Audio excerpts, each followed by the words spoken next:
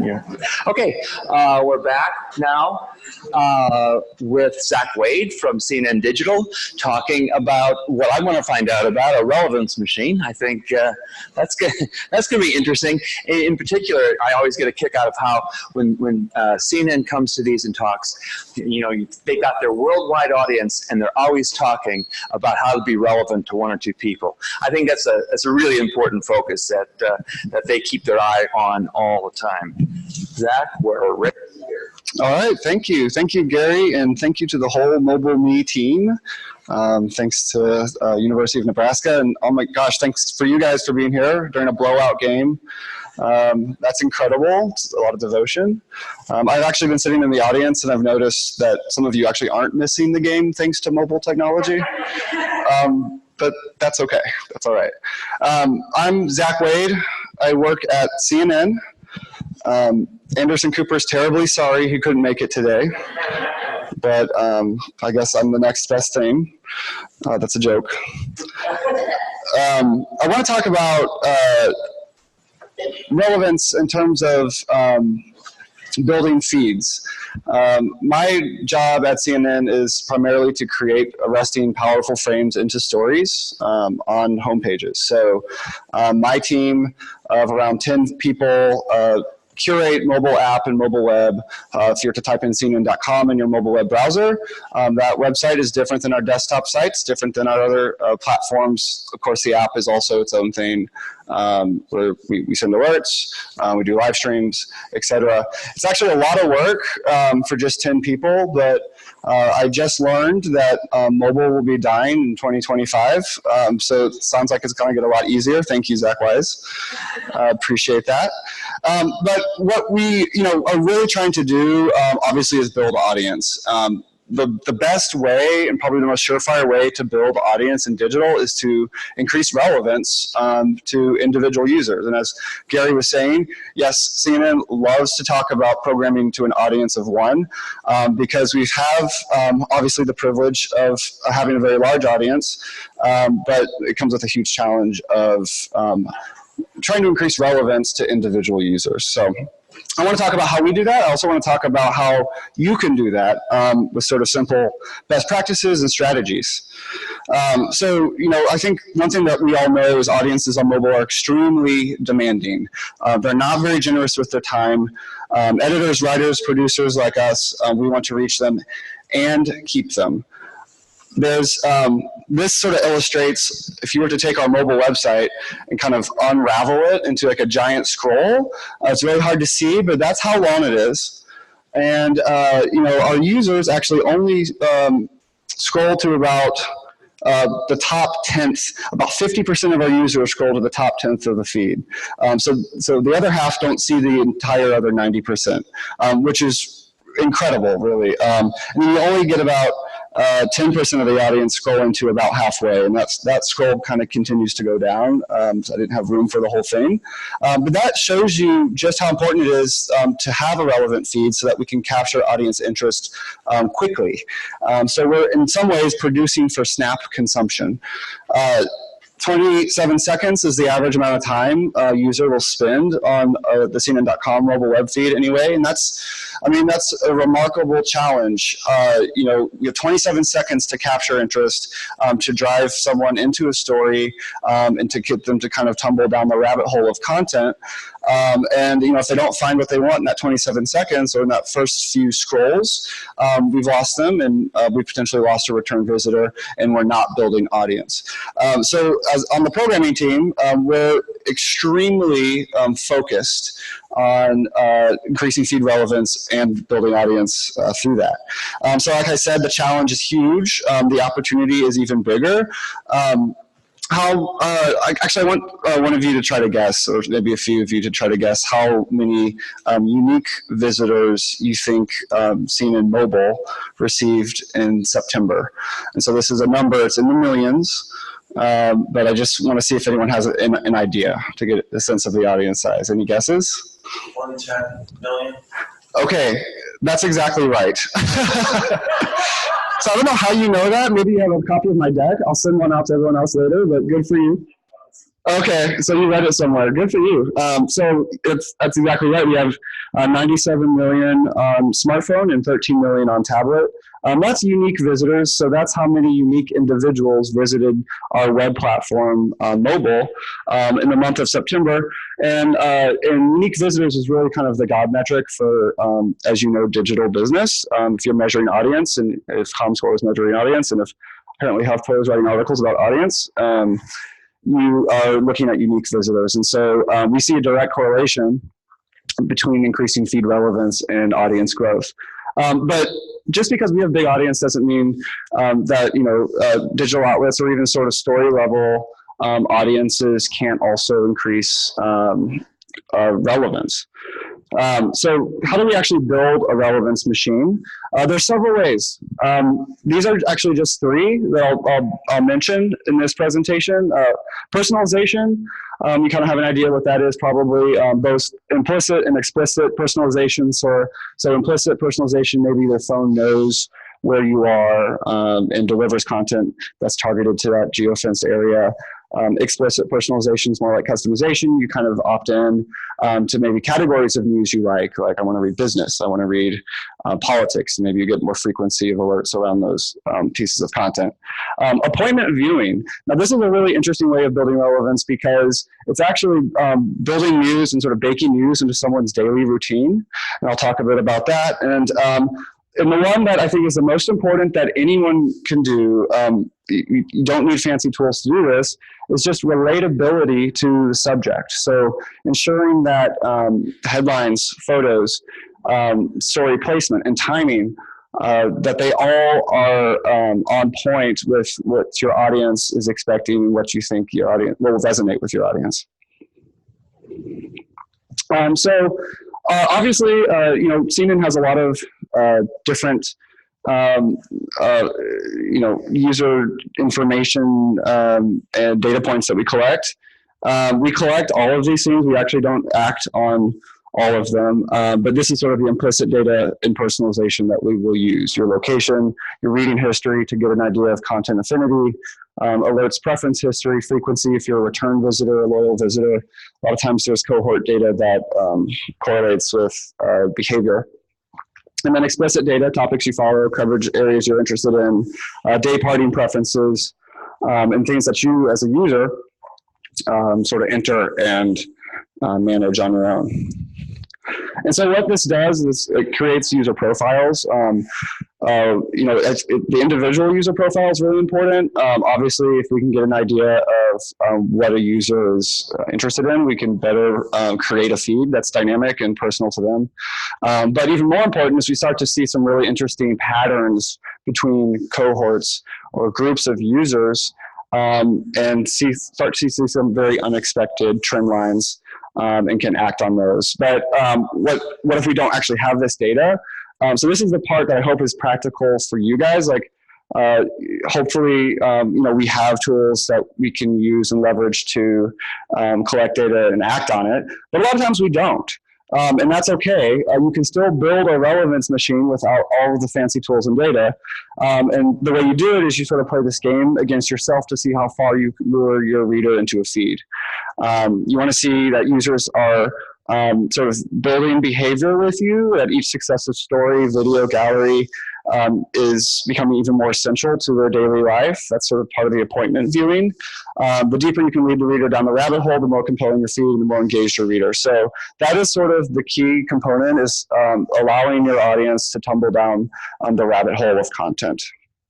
So you actually have a lot of power to do this with your headlines, the way you're writing them, the timing of your story placements, the photos you're choosing, visuals, art, and the placement of stories as it relates to other content on the feed and sort of the general information hierarchy. So you actually have a lot of control even if you don't have the data, which is super cool. You want to, I think, probably start with what that headline is, right? That's the thing that's the very front door of the story when you're looking at your feeds. And so three key questions that I often use when I'm thinking about headline writing is sort of like the what, who, and where. What am I trying to say? What's my story? Who am I writing for? And where will I find them? So these are two examples of sort of A and B headline examples that get at what you're trying to say maybe in a better way. Is Olympic coverage undercutting women's achievements? Question mark. Maybe a better way to write that headline in a more compelling way is when you win a gold and your husband gets the credit. That is a little more clever and maybe a little more relatable. The question headlines in general are sort of a paradoxical thing where if you don't know if Olympic coverage is undercutting women's achievements, then you may not care, and so you may not want to click on that. And if you do know, then you may not want to click on it because you already know the answer to that question. So framing it differently is super helpful when you're trying to actually articulate something differently and in a relatable way to audiences. Another one is photos show horror panic as 29 migrants die off the Libyan coast. A lot of times, unfortunately, the tragic headlines are overlooked. This happens too often, but we can kind of call out the story if we say these are the most powerful migrant photos we've seen in a long time, and that kind of breaks the fourth wall, and you're kind of with the user using that voice. I really like this acronym NERD, newsworthy, engaging, relatable, digestible. When I'm headline writing, these are kind of the things that I'm thinking about so that I can write a very relevant headline. I think the first thing, even before that, is really headlines can't be relevant unless they're first very clear. So there are things that you can do as a rule of thumb to make your headlines clearer. CNN, we test headlines all day, every day, using Chartbeat. A lot of you may use Chartbeat. They have headline testing. There's other headline testing tools out there, but what we've learned is that if we can omit commas and punctuation and spell out state names and make things more accessible, click-through rate on these headlines go way up. Chartbeat headline testing allows us to test headlines in real time, which is great because within a few minutes, we can see which headline will do better versus an original version or not. But even more importantly, we have a huge database of headlines we've tested for years, and we can start to see really interesting patterns in what users click on. And when I say click, that's obviously an important part of the business, as ad revenue is based on page views and impressions, but it's not the only metric, but it is one that we concern ourselves with. So. And another example actually recently is, you can make your headline much more clearer if you kind of are intentional about describing the situation behind the story. So the first example, the A version of the headline, Heidi Heitkamp raises $12.5 million after Kavanaugh no vote. A lot of people might not know who Heidi Heitkamp is. And so a more accessible headline that actually did win out is endangered Democrat senator raises eye-popping $12.5 million after Kavanaugh no vote. A lot of people may not know that $12.5 million was higher than expected. So eye-popping adds some color and some context, as well as the endangered Democratic senator. So it's a more accessible headline. But interestingly, it's also longer. There's sort of a myth out there, I think, that mobile headlines have to be short. In my experience, that's not the case. The headline needs to be good first. If the headline is good and captures the context of the story and is compelling and is clear, it'll do well. Sometimes shorter headlines do well, but I don't think it's because they're short. And I'm happy to have a discussion on that too, if you want. Another example, Trump's midterm campaign affair was one of our great analysis writers, Stephen Collinson. He has a story published last week. And we were able to re-headline it, Trump is dividing and conquering and winning, which actually describes what his campaign affair is in a headline much better than sort of a title case headline that maybe is not as clear about what the story is going to be about. This is an example of, which I love to point out because this was kind of an eye-opening one for me. Who am I writing for? You kind of need to know who your audience is, right? So when Alan Rickman died, we wrote a headline, Alan Rickman, dead at, I forget the age, but for desktop. And desktop is sort of an older audience who understands who Alan Rickman is. And we tested that against the mobile headline, which was, Snape from Harry Potter has died. And because that audience, mobile, didn't know who Alan Rickman was, and the desktop audience did, the Snape headline outperformed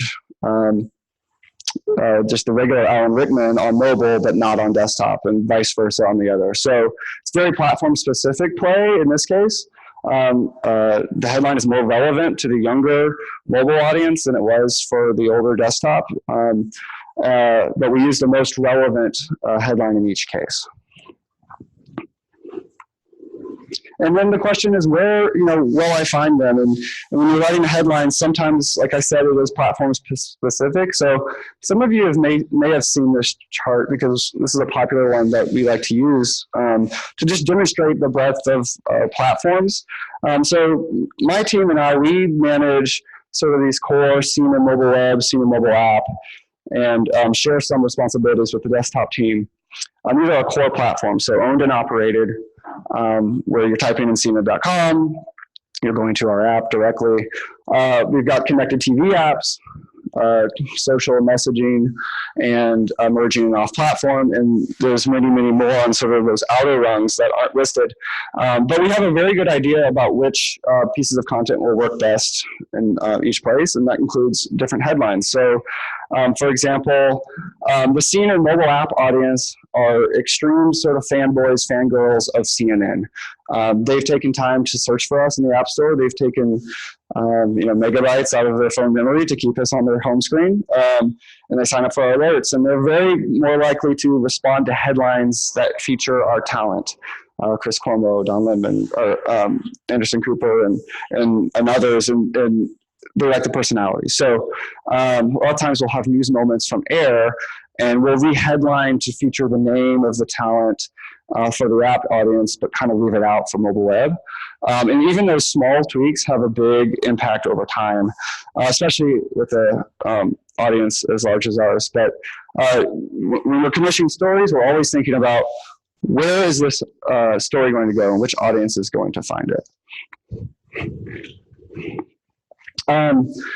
Obviously, timing is another big piece that we have control over, whether you have fancy data or not. The great thing is we already know a lot about our audience just by knowing what time of day it is. If you don't have a global audience, or maybe you're more of a niche outlet, or you have an audience that's confined to maybe just Nebraska, you have a good idea of what people are doing throughout their day just by what time it is during the day. So we have a lot of things that we've built to build appointment viewing around behaviors, such as the 5 things newsletters that we send out, 5 things to know during the day, which is an article that publishes every weekday that we feature in our app at the very top position between 6:30 a.m. and 9:30 a.m. That's because we know it's morning for most of our audience, right? And we are a global audience. We're still very US-centric in terms of the mobile app audience. And so we've built out appointment viewing techniques based on time of day in that regard. And we've got another article that publishes later on at 4 o'clock called the Quickly Catch Up that also builds that sort of routine behavior. So in some ways, it's sort of a push and pull.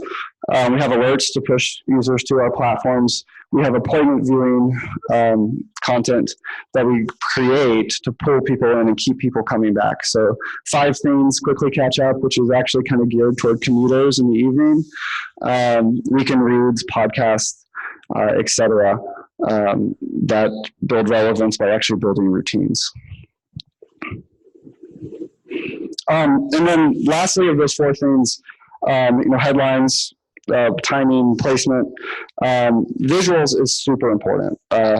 It's one of those things I think that sometimes gets overlooked, but to sort of demonstrate how important it is, this is just showing our traffic versus some competitors. Ever since we started in, I think, May of 2017, double publishing, or in other words, actually programming the mobile website for the mobile audience and making it visual and making it super engaging. So before that date, we actually had kind of a responsive site where There'd be a lot of text links and things that would flow from desktop to mobile web without intervention from any specific mobile producers. We changed that, we staffed up, and now we produce an incredibly visual, dynamic feed, and it's increased our traffic by quite a bit. We used to be in a dogfight with the New York Times, and we pulled out, and that coincided with making our feed more visual. So just to underscore the importance of how visuals are sort of opening doors into stories, I'll just give you an example of how the same headline with different visuals can kind of connote different things. On the far left is kind of the original. FBI disputes Trump's claim that Chinese firm hacked Clinton emails in their statement to media.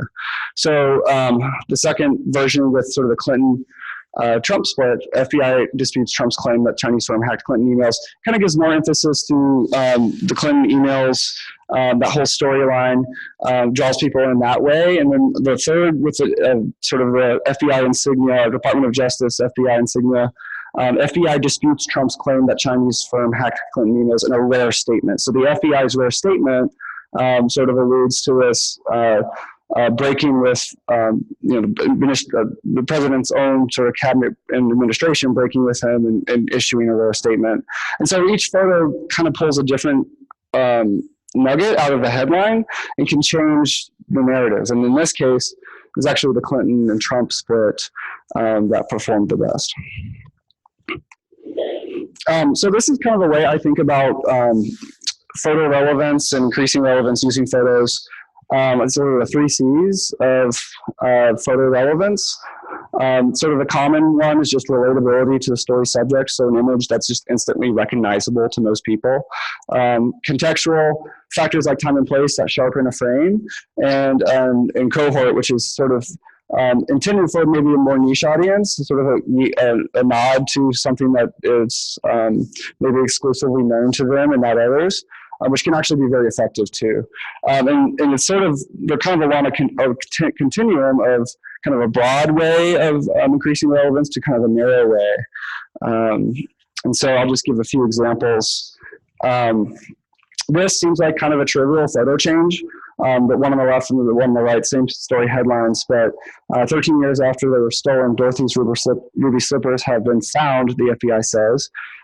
So changing the image to the actual sort of Dorothy in the shoes made the story perform a whole lot better. And we think it was because it's instantly recognizable, right? It's that sort of common relevance where you see ruby slippers behind glass, you're not really sure what that's about, but whoa, why is Wizard of Oz sort of like in the news that instantly sort of catches people's eye? And if you're interested in that, you're more likely to read the headline and click.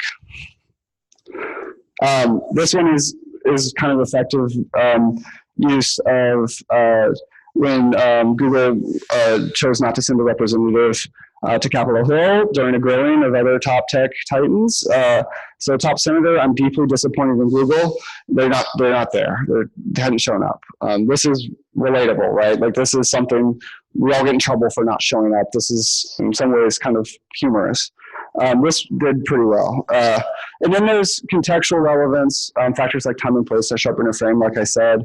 If you kind of know what your audience is doing at this time of day, you can choose images that maybe are more relatable. So if there's like a food recall on beef or something, like you might write a headline, what not to eat out this Saturday night, and choose an image of millennials kind of eating out. And it's Saturday, so most people are probably going to be doing this. So just something to think about when you're thinking about time of day when you're programming and what people are going to be doing during the day.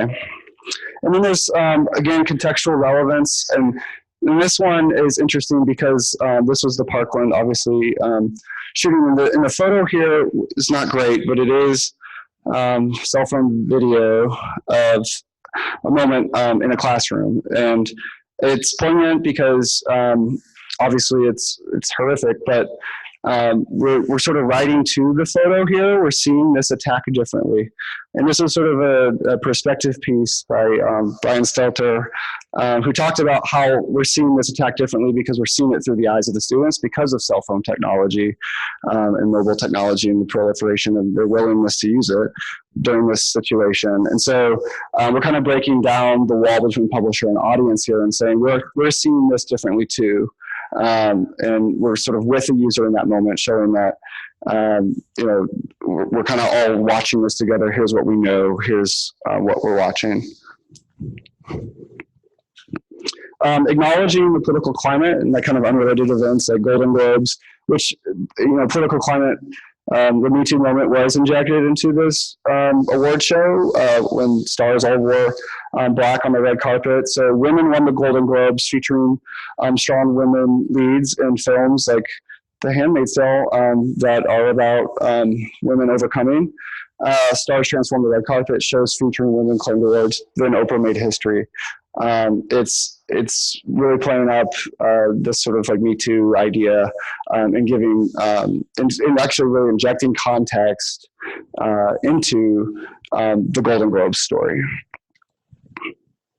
And then lastly, this one's fun because it's sort of that wink and nod to like somebody who, if you've seen Mean Girls, you would get this. If you haven't, you might not. But the original headline, Lindsay Lohan's viral dance hit, she's willing to make it a thing. Okay, Lindsay Lohan tries to do the Lilo happen, which is sort of a play on trying to make fetch happen in Mean Girls. And you got kind of a Mean Girls image here, and you just have a Lindsay Lohan on the left. And anyway, this one did much better, even though it was kind of a more narrow contextual choice. So just interesting. So if you, let me check what time I have too. Let's see, good. So if you actually do have more intel, there's some really interesting things that you can do. So like, let's say that maybe we actually have one of these like location that we can draw off of. We do at CNN are able to geo-target content to folks. We did this during Hurricane Florence. We actually targeted news you can use, a hurricane checklist, what to buy, how to prepare, offered a CNN Light site that was sort of a low bandwidth mode for people in the storm's path, and newsletters that sort of built a direct relationship with folks during that during the storm and targeted to folks in the path of it. And obviously engagement with this content in those areas affected by the storm over-indexed for what a typical story would in that area. We also use our powers of personalization for good. We can sort of target support victims of Hurricane Florence to folks in the surrounding area and in the U.S. at large with more promotional activity around our Impact Your World brand, which is there to help folks recover. And what's very exciting is that we've extended this into like regular routine on our apps. So we actually have geofencing capability that we've started playing with on the mobile apps, and we started with 5 large sort of mega regions. And we're looking closely at tools like Google Trends and Google News, which are very, very good at sort of establishing content affinity around users in specific regions and programming content on the app for users in those regions. So it's implicit, so users actually may not know they have more content sort of related to their area, but if you're in Africa, you might get more stories related to Africa in your feed, but it's kind of noticing not necessarily has to be about the regions. So, for instance, really interestingly, like people in India like to read a lot about Pakistan. We're seeing a lot of interesting patterns there. So we're still studying this, and eventually we'll get more granular with the regions. But so far, it's been successful in terms of increasing click-through rates on feeds for users in those regions. If you visited CNN in Atlanta or New York or DC, we have a version of this in each bureau. It's called a digital war room. Essentially, it's sort of a bank of monitors that have all of the data that we use. and that editorial has at our disposal to make decisions. We're very, very data driven. We believe there's kind of a scientific method to building audience, but it's not the only thing we use, obviously. We still have fantastic writers, editors, etc., relying on their editorial gut. But the data makes it easier, especially when you're trying to build a relevant feed. Knowing what user feedback is in real time is extremely valuable because we can kind of clear the boulders out of the way on the feeds to get people to what they want faster, and including breaking news and counter programming. So if anything I said sounds like kind of impossible or maybe like just a little advanced, or maybe we're not quite there with the tools that we have in our newsrooms, one kind of good thing that might be comforting is that you're already kind of achieving 100% relevance for with audiences that are finding your content through the side door on mobile.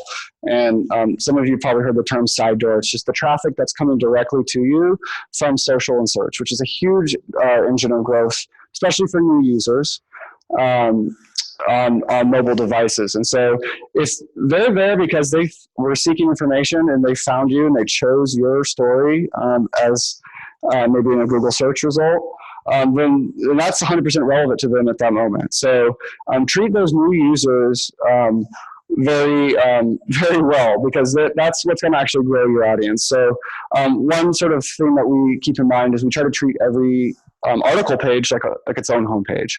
So recirculation, right? We want to make sure that for new users, we're offering a lot of counter programming. If they came from social, they're probably looking for more unrelated stories or other fascinating stories to catch their attention. If they're returning users coming from side doors, sometimes they're looking for related content. And so we have a different strategy for recirculation on those pages.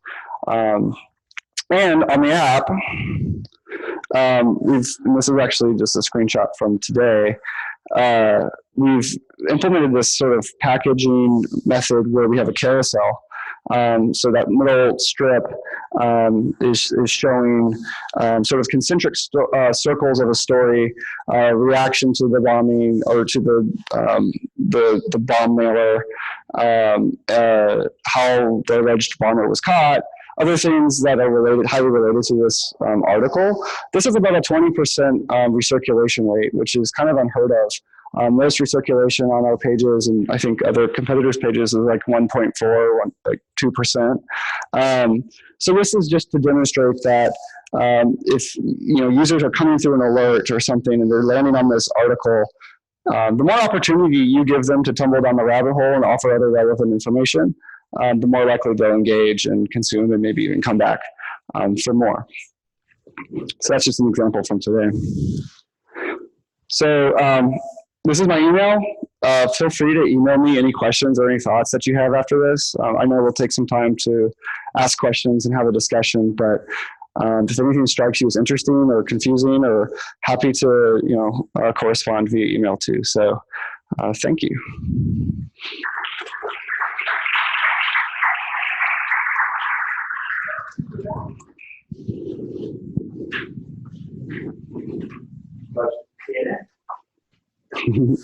I can answer some of those. I know you said earlier for corporate and niche audience type thing. What do you think the fine line is for making pop culture references and making meme references?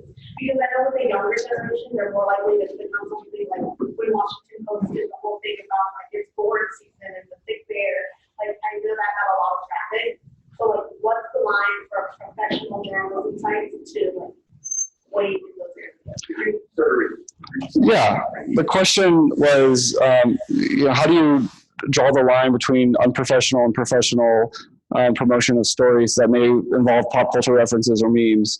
And I think you're suggesting maybe the pop culture references are a little more sophisticated than the memes, and which I actually tend to agree with. But I think a lot of it has to do with how it's presented. There are certain, strategies with information hierarchy on a page, and I kind of view this through the lens of a producer who programs homepages. But if you can kind of divide the fluff from the breaking news and the hard stories, and make it clear in presentation and color and typography or other things that this is different, or this is counter programming, sometimes we call it. I think that helps a lot. The template itself, could be different. If you go to the verticals at CNN.com, you've got style and travel and business. They all look very, very different. They're intended for different audiences. They're also intended for different advertisers. But I think there's a way to do it. And I think we, in this environment where we're competing, it's necessary that we are writing things that people will read. Even if it doesn't seem necessarily on brand, find a way to make it work on brand.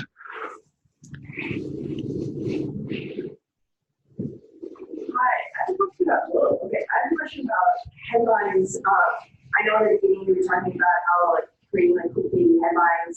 I guess how do you make a clickbaity headline that isn't come off as super this is not authoritative, not true. Right. So your question is, how do you? It's again kind of a fine line question, right? Where do you cross the line in terms of a headline that is misleading and maybe over promising and under delivering? So again, with that photo of the war room, one of the great things that we have at our disposal is data that actually can show us whether we are entering clickbait territory. So if we have a headline that says, bombshell information uncovered about the White House or something, and everyone is considering this one thing, and maybe they users click through the headline, land on the story, and then they bounce after 2 seconds. We actually can tell we can tell that they've bounced. So we call that a quality click-through rate. Chartbeat calls it a quality click-through rate. If we have a headline that looks like there's a very low percentage of users who've stayed and read through that story because they immediately realize it's not what they were expecting, then we'll change it. So that helps a lot. I think when you're just approaching the headline writing itself, oftentimes it's very tempting to, and we really should do this, draw out an angle of the story that is the very most compelling piece of that story. Now, when that piece is not the lead in the story, that can also be very disappointing to users, and they have to kind of go find it. Oftentimes, as I said, mobile users are very demanding. They're not going to spend time digging through the article to try to find that piece that you mentioned in the headline, or that part of it that you mentioned in the headline. And so it's a constant collaboration with the news desk and writers and programmers, and we do the best we can to get folks the information that they expect from the headline. And I agree, clickbait is bad. We don't want to do that. Thanks. Hey. Hi, Zach. Good presentation. I had 2 questions for you. First question was, considering, how much there's so much pivoting that's needed from moment to moment, how do you approach the challenges with this? And from moment to moment, as you guys are dealing with the different stories that you're having to cover. And then second, based on the other Zach presentation with the end of the smartphone, how are you and your team thinking about mobile moving forward beyond today, but into the next 5 years or so, when the smartphone might die in that regard? Yeah, great question. So I think I wish I had that video of the Kill Bill moment where all the sword fighters were coming at her, because it does feel like that in the moment when you're, especially at CNN in a breaking news environment where, yes, we have lots of simultaneous political breaking news, news that's not political, that's breaking, stories that have expectation around sponsorships and traffic and referral goals and priorities of leadership, but there's an enterprise story that needs to get a lot of play, and all that kind of comes at once. I think we've done a really good job of structuring our team to handle that. And one example is on the programming team, which is sort of the large umbrella piece. Mobile is a part of it. We also have a breaking news arm that focuses on our dynamic live experience, what we call our live story, what people in 1999 might have called a live blog. That is there to take the pressure off of us when those moments come, because we can get information in a live story so much quicker, because sometimes all it needs to be is a sentence, an acknowledgement to the audience that we know something is happening.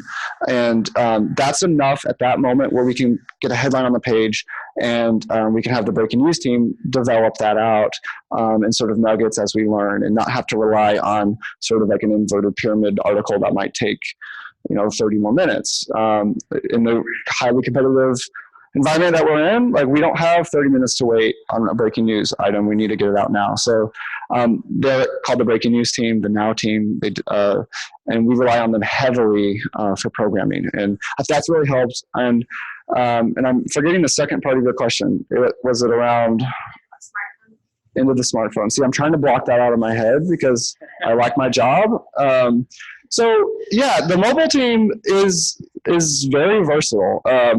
We program news for the core mobile platforms, like that sort of inner circle of that chart that I showed you earlier. But we are constantly looking for new audience in all kinds of places, right?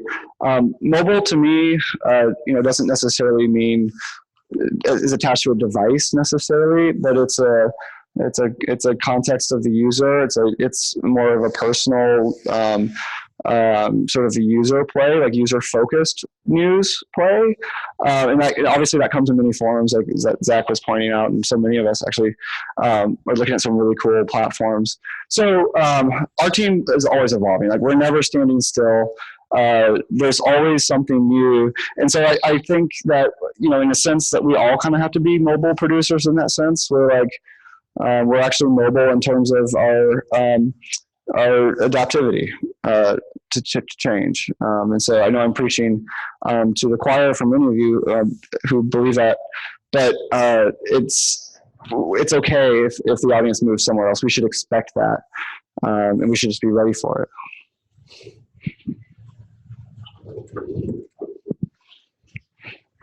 Hey. Just flip it up. Now? Oh, okay. Great presentations. So when it comes to build relevance, how will you do it? Like, what are the strategies that you will follow when you have a story that is not like a hot topic, but you can anticipate that it's not going to have that impact, but you still want to give that story a voice? Yeah, that's a great question, because you never really want to give up on a story. If one headline doesn't work, or the second version you've tested, or the third version you tested doesn't work, and putting it up higher in the feed for higher discoverability, that doesn't work, then maybe the place that we have it is not the right place, right? And so maybe it's a story that's actually meant for Twitter, because it's very niche, and we should find some influencers, others that we can mention or et cetera to reach. I think at CNN there's an expectation that there's a threshold of audience that it kind of needs to reach in order to be successful. I think that maybe is anywhere, but there's so much that can be done, I think, and accomplished if you have that person who wrote the story who may be just too deep into the story to realize why it was even interesting in the first place, to go seek out help around the newsroom, to have someone else read it. I mean, that's kind of the other half of my job, is I'm a fresh pair of eyes on stories where reporters and news gatherers have been deep into for days, and they don't really see anymore why it was even interesting to people in the first place. And so I think, as just a matter of advice, that might be a way to help it. Just get fresh eyes on it and maybe re-lead it and re-headline it. A lot of times that'll do the trick. If it doesn't, then maybe it's a different platform that it belongs on. And then if that doesn't work, then just write something else.